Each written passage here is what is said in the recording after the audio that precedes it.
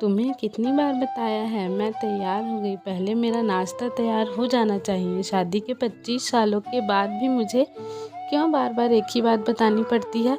लता, तुम्हें क्या, तुम आराम से घर में रहोगी, मुझे काम करना जाना पड़ता है।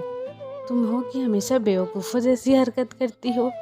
अगर तुम यह जानबूझकर करती हो तो याद रखना, मुझसे बुरा कोई नहीं होगा। आज भी प्रशांत का पारा चढ़ा हुआ था।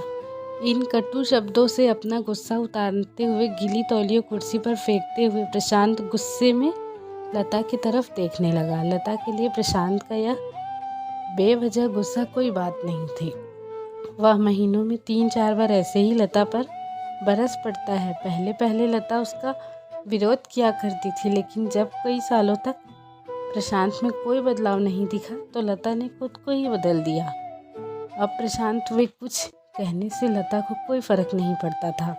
प्रशांत की हर बात वह चुपचाप सिर झुकाकर सुन लेती थी। शादी के पहले 5 साल तक लता ने पूरी कोशिश की थी कि प्रशांत को बदला जाए, लेकिन फालतू का गुस्सा करना और बाद में लता को भला बुरा कहना, यह मानो जैसे उसकी आदत बन गई थी। कोई भी बात प्रशांत सीधा लता को बोल देता। अगर मैं तुम्हें अच्छा नहीं लगता तो क्यों नहीं चली जाती अपने मायके?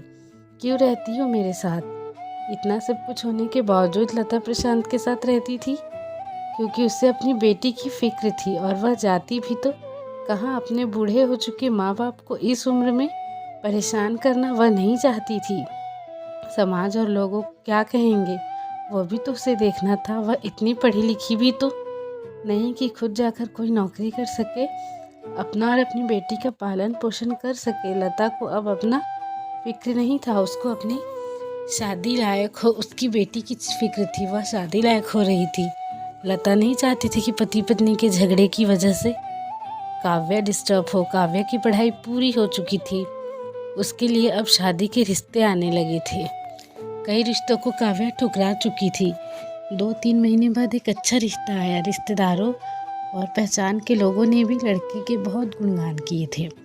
प्रशांत शाम अपनी बेटी के पास बैठकर उसे बताने लगा, काव्या बहुत अच्छा लड़का है, पढ़ा लिखा है, बड़ा घर है, बहुत अच्छी नौकरी है। ऐसे रिश्ते बार बार नहीं आते बेटा, इस बार तुम ध्यान से देखना। और ऐसा रिश्ता बार बार नहीं आते, इस बार मना मत करना। काव्या अपने पिता से ज़्यादा बात नहीं करती थी।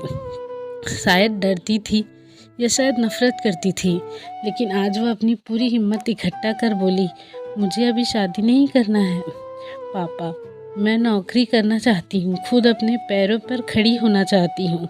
हाँ तो उसमें क्या बड़ी बात है, मैंने लड़के से बात की है, वह तुम्हें किसी बात के लिए नहीं रोकेगा, तुम शादी के बाद भी नौकरी कर सकती, वह तुम्हें नौकरी के लिए परमिशन दे देगा। प्रशांत बोला, मेरा नौकरी करना या ना करना उसकी परमिशन पे क्यों डिपेंड रहेगा? मैंने पूछा, मैं कह रहा हूँ ना, तुम्हें किसी भी चीज़ की कोई कमी नहीं होगी। ऐसे रिश्ते बार बार नहीं आते, इसे ठुकराना मत, बहुत खुश रहोगी तुम वहाँ। प्रशांत बोला, पापा क्या मैं उतनी ही खुश रहूँगी जितनी मम्मी इस घर में खुश है? काव्या ने तंज कसते हुए कहा, आज तुम्हारी जबान कुछ ज़्यादा नहीं चल रही? प्रशांत गुस्से से आंखें बड़ी करते हुए बोला, पापा मुझे शादी ही नहीं करनी, क्योंकि शादी के बाद अगर वह लड़का आपके जैसा निकला तो मैं क्या करूँगी? मुझे आपके जैसा जीवन साथी नहीं चाहिए जो बिना बात के मुझ पर हमेशा चिल्लाए। कुछ भी अपनी पसंद का लेना हो तो 10 बार सोचना पड़े, कहीं वह नाराज़ न हो जाए। मेरी तबीयत कैसी भी हो उसे परवाह ना हो, रोटी थोड़ी सी मोटी बन जाए तो घर सर पर उठा ले, उसकी चेकबुक ना मिले तो भी मेरा ही दोष निकाले, और हर छोटी मोटी बात पर मुझे मायके जाने के लिए कहे। काव्या अपने दिल खाली करते हुए पापा से सब कह दिया। प्रशांत का गुस्सा 7वें आसमान पर था, लेकिन उसके मुंह से एक भी शब्द नहीं फूट रहा था। वो काव्या की बातें सुन रहा था। काव्या उतना ही बोलकर चुप नहीं हुई। आज पहली बार वह अपने पापा के सामने कुछ बोल रही थी। पापा अपने माँ के साथ हमेशा गलत व्यवहार किया।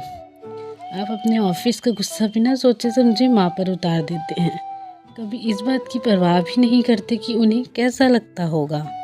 अपनी बातें सुन सुन माँ ने अपना स्वाभिमान खो दिया। प्रशांत आज पहली बार अपने किए बर्ताव को महसूस कर पा रहा था। वो इतना ही बोल पाया, जो तुम्हारा मन है वो करो, मैं तो इतना बुरा हूँ ना। काव्या ने प्रशांत का हाथ पकड़ा और बोली, पापा मुझे सिर्फ एक सवाल का जवाब दे दो, क्या आप चाहेंगे कि मेरा पति आपके जैसा हो? अगर आपका जवाब हाँ है तो कर दीजिए मेरा रिश्ता आज ही, और ना है तो मुझे आत्मनिर्भर बनने दीजिए। प्रशांत कुछ भी नहीं बोल पाया, वहाँ से चुपचाप बाहर चला गया। आज उसे लता के सामने जाने में शर्म आ रही थी। चलते चलते उसकी आंखों में आंसू भर रहे थे। प्रशांत ने आज अपने आप को बदलने का निश्चय किया। वह सोचने लगी कि जो हिम्मत काव्या ने दिखाई है, वह हिम्मत अगर मैं पहले ही दिखा देती तो शायद आज परिस्थिति कुछ और होती। अब काव्या पढ़ लिख कर अच्छा नौकरी करने लगी।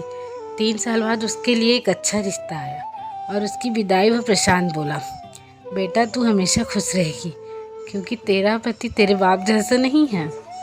प्रशांत की यह बात सुनकर लता को काव्या की आंखों से आंसू बहने लगे। दोस्त, हमारे समाज में औरतों को भले ही देवी का दर्जा दिया जाता है, लेकिन वह स्वतंत्र नहीं दी जाती जो उन्हें देनी चाहिए। उन्हें बचपन से ही बताया जाता है कि वह पराया धन है। स्कूल में आने में देर हो जाए तो पिटाई मिलती है, मोबाइल पर बातें करते हुए दिख जाए या खिड़की से झांकते हुए दिख जाए तो शक किया जाता है। माँ बाप का घर तुम्हारा नहीं है, पति का घर ही तुम्हारा घर है। जीवन भर यह बातें बताकर ससुराल भेज दिया जाता है, और एक दिन किसी छोटे मोटे झगड़े में ससुराल वाले से उन्हें सुनना पड़ता है, इस घर को छोड़ दो और मायके चली जाओ। अब आप ही बताओ दोस्तों, ऐसी स्त्रियों का सच्चा घर कौन सा है? आखिरकार वह किस घर को अपना घर कहे? अपना आत्मनिर्भर, अपना आत्म स्वाभिमान बेच कर वह कब तक रहे?